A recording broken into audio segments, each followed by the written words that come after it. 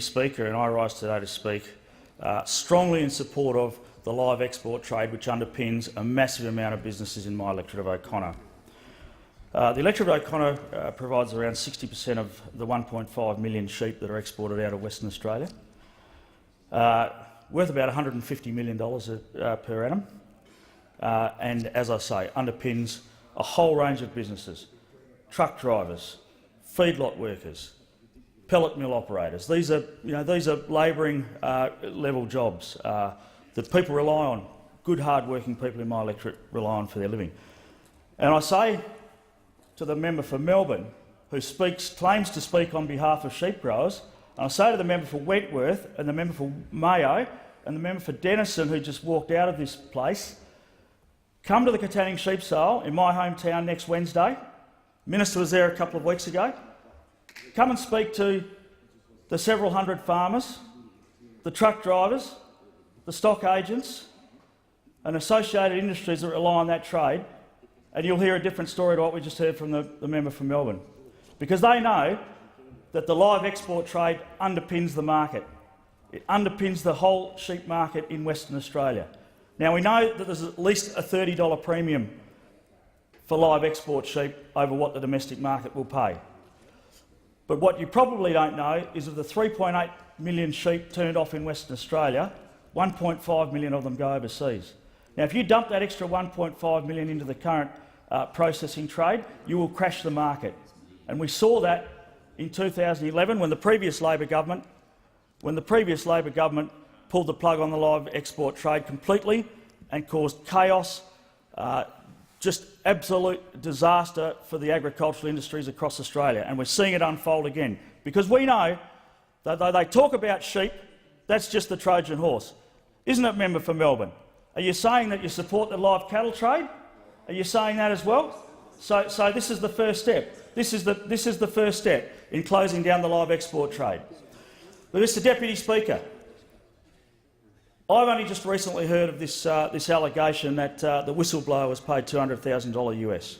I've only just heard that by an animal rights group. Now, I'm not a lawyer. I think there's far too many lawyers in this place. But I would think that in a court of law, that would rule that evidence out.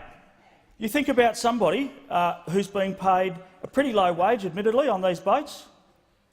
Pretty low wage, is offered $200,000 US to get some footage of some animal suffering. Does that not give that person a motivation?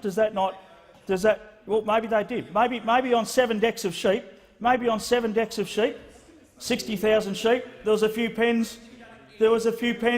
That we'll just let those pens. We won't clean them out. We won't look after them because there's 200,000 at stake. I can retire to Pakistan on 200. So anyway, but let's just for the moment accept that the Aussie Express voyage last August was unacceptable, and I think that that's been widely agreed in this place. That what we saw, the footage that we saw that was gathered by the whistleblower getting his 200,000 to retire in Pakistan, was completely unacceptable. But the government has reacted very strongly, and I've got to say the minister and I haven't always agreed. I've thought that the minister has gone too hard. He went too hard on the industry. We saw 6 months where there were no boats leave Australia. No boats leave Australia because the reduction in stocking rates have made those voyages unviable. That's why we didn't see boats leave for 6 months, member for Melbourne. So the government did react very strongly, and I will concede to the minister that has applied some very strict new standards to the industry, which we are now seeing as the boats are going again. We're now seeing the results of.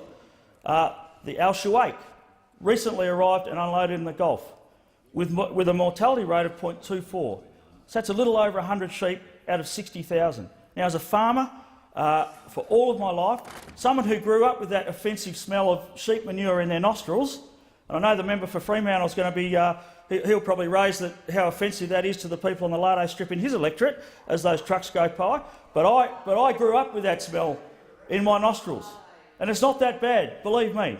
Once you get used to it, it's not that bad. But, Mr Speaker, let me tell you that the people of O'Connor that also grew up with that smell of sheep manure in their nose are prepared to fight for this industry. Now, at very short notice in July, we had 1,000 people turn up to a meeting in Katanning, and I was very proud to stand alongside the member for New England, who travelled over to support the industry in my state, to support those hard-working agricultural, rural and regional people in my state. And you know what? The member for Hunter asked why the member for Petrie would stand up to support those hard-working, working-class people in my electorate.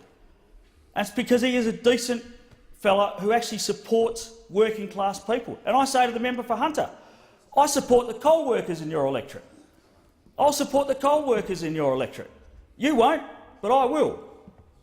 Because I support working-class people too, because the divide in this country is no longer between the working class and capital, it's between the inner-city elites and those people who work in and live in electorates like my electorate of O'Connor that produce the billions of dollars of wealth for this country that allow all the social programs that we all enjoy. In your electorate member for Fremantle and in your electorate member for Melbourne.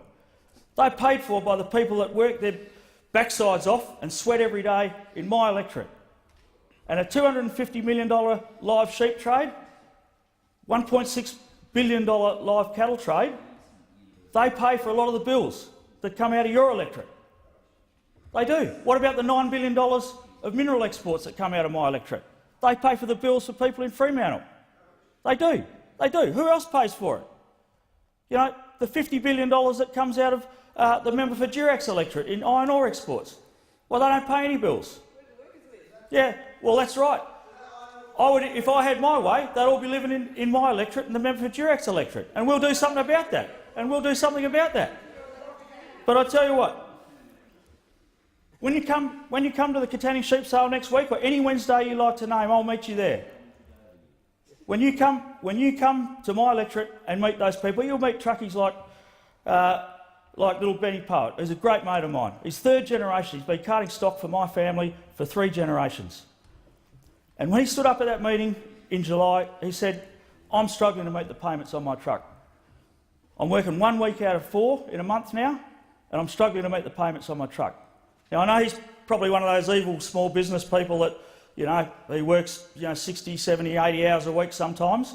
So there's no sympathy on that side of the house for Benny Poet. But I tell you what, there's a lot of sympathy from me, because I know him, I know his family, I know his kids. And I want to make sure that he's got a future, he's got a living. Claire McDougall, young farmer's wife, who's actively involved in their business, just like all the farm wives that I know in my electorate and in my region. She's got her young son on her hip, and she says, what's the future for my son? And I have to say, when I look at the people across the chamber here, they got no sympathy whatsoever for Claire McDougall and her family. They couldn't care less. They could not care less about those people. But, Mr Deputy Speaker, one of the most profound contributions that I've seen at the myriad of public meetings that I've held around my electorate, at 1 or 2 days' notice, 160 people turn up in Brookton, 120 in Boyup Brook. A young lady stood up. She had a baby with her. She was married to a local farmer, and she told her story, which I thought was very, very profound. She said she was a vegetarian currently. She'd been a radical vegan. She'd been a green all her life. 3 years ago, she married a farmer. And she'd always opposed the live export trade. Always opposed the live export trade, because that's what they do. That's what they do, because they don't understand the industry, they don't know what it's about, and it's an easy target to signal your virtue. I oppose the live export trade. But this young lady, Amy Dyer, and she's been on ABC radio, so anybody who wants to check this, welcome to go and look it up. She said, when I married a farmer and I started to understand how the industry worked, I changed my mind. But she said, what really changed my mind and flipped me from being a strong opponent of the live export trade to being a strong supporter was that Australia imposes the SCAS system on the rest of the world.